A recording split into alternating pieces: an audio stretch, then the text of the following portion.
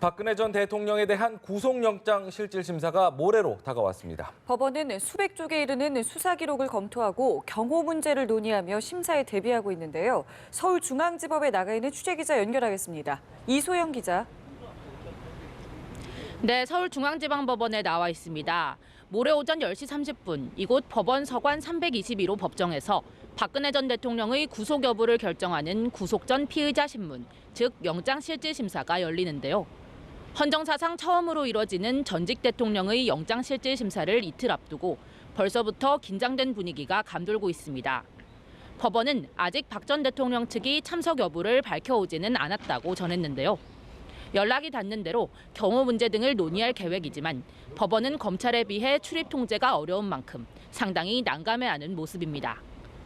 많은 사람들의 눈이 쏠린 만큼 재판부도 상당히 긴장한 상태로 심사를 준비하고 있습니다.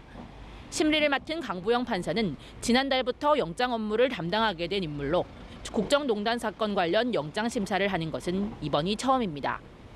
통상 영장실질심사는 영장이 청구되고 이틀 뒤 이뤄지지만 수백 페이지에 이르는 검찰 수사 기록을 검토하기 위해 준비 기간을 하루 더 늘려 잡은 것으로 전해졌습니다. 네, 영장이 발부될지가 가장 큰 관심사인데요. 박 전 대통령에게 적용된 혐의는 무엇입니까?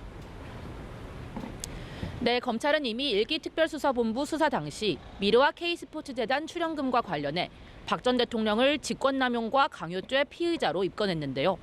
영장을 청구하면서는 삼성으로부터 298억 원의 뇌물을 수수한 혐의와 문학의 블랙리스트 작성을 지시한 혐의, 최순실 씨 측근을 하나은행 본부장에 앉히는 등 인사에 개입한 혐의도 추가했습니다. 박영수 특검팀이 뇌물로 판단한 433억 원 중 약속만 하고 실제로 건네지 않은 부분은 제외하며 뇌물의 규모는 줄었지만 삼성의 재단 출연과 최 씨 일가에 대한 지원은 그룹 경영권 승계라는 부정한 청탁의 대가라고 본 특검의 판단을 존중했고요. 특검이 새롭게 인지해 수사한 블랙리스트 부분에 대해서는 영장의 4분의 1을 할애해 자세하게 설명하며 중요성을 강조하기도 했습니다. 일단 박 전 대통령 측은 자신의 혐의를 계속해서 부인해 왔는데요.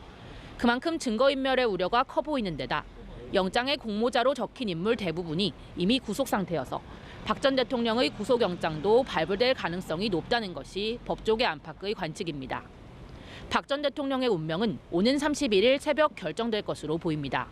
서울중앙지법에서 연합뉴스TV 이소영입니다.